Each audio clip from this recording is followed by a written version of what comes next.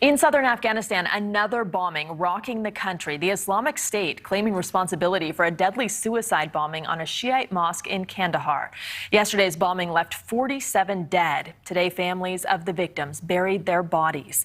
The attack came just a week after a bombing claimed by the local Islamic State affiliate killed 46 people at another Shiite mosque in the north of the country. The blast is deepening concerns that in the aftermath of the Taliban takeover, other militant groups are gaining strength in the country. Joining me now to help us assess the current situation in Afghanistan is Jamil Jaffer. He is the founder and director of the National Security Institute. Thank you so much for taking some time this weekend for us. Thanks for having me, Ruby. So the Islamic State, as I just mentioned, has taken responsibility for yet another mosque bombing in Afghanistan. This follows the airport bombing, of course, which they claimed responsibility for. And when you think about how things have changed, 20 years ago, before we invaded Afghanistan, the Taliban and al-Qaeda were considered our biggest threat. Now the U.S. can only hope that the Taliban can gain some ground to stand up to the Islamic State, right? Right. It's actually kind of astounding. The Taliban were the very people who actually allowed Osama bin Laden to operate out of Afghanistan on 9/11, planning those attacks and the lead up to it. And now, of course, we have ISIS-K. We have other al-Qaeda groups that are operating in Afghanistan. And the Taliban are once again in charge. And you have to wonder, I mean, there's clearly a rivalry going on between ISIS-K and the Taliban. And yet we know that other groups like the Haqqani Network, a U.S.-listed terrorist group, are part of the Taliban government. So it's a real challenging situation for the United States, for our allies, for the Americans that are left there in Afghanistan. And let's not forget the 20,000 plus Afghan allies who fought and worked alongside us that are still left in that country.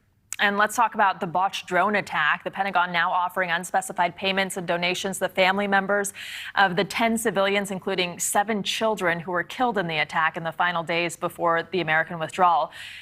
Would this have happened if there weren't journalists on the ground, the New York Times, there breaking that story? Look, I think it's hard to know what we would have known had the New York Times not been there, had not had their digital team looking at all these various videos and the footage and the like. Obviously the problem here, though, is this is what happens when you try to conduct a sort of war on terrorism from a distance, right? It's very hard if you don't have assets on the ground, really identifying who's there, what the intelligence is. Our current plan is to do this over the horizon counterterrorism strategy. The reality is there are terrorist groups in Afghanistan, but if we're going to operate from a distance, it's going to cause more challenges like this. And this was a terrible, awful, unfortunate mistake. And I'm glad the United States is doing the right thing by offering compensation to the family, by offering to bring the family to the United States. But obviously, it's a situation none of us wish had happened at all. And this is not the first time. I mean, let's be clear about that. There have been drone attacks used throughout the last 2 administrations that have killed civilians in Afghanistan. So this is not a new or unique phenomenon.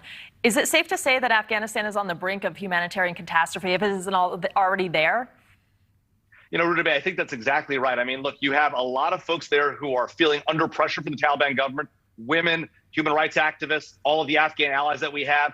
And they're not able to pull together an effective governing structure, in part because they're not working with the United States and the rest of our allies to make this happen. And so you have a really challenging situation when you have the Taliban in power and a country that is starved for natural resources and for monetary resources. So we have a very difficult situation happening in Afghanistan. We're going to see a huge refugee flow. We saw this in the Syria conflict. This is a dangerous situation, could cause more militancy. And, it could have been handled differently, and that's the real shame here.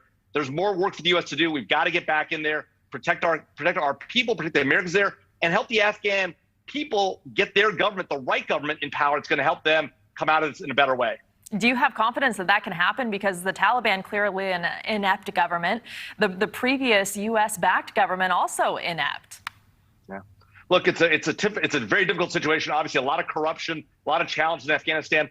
I do believe the Afghan people want a government that works for them. I think the Afghan people don't want to see ISIS-K there. They don't want to see these bombings at Shia mosques. This is a huge problem. And look, they clearly didn't support the United States being there, right? They were challenged with that operation. That being said, we have very important national interests at stake. And the way we departed did not do anyone any good, not the Afghan people, not our allies, and certainly not our own national security.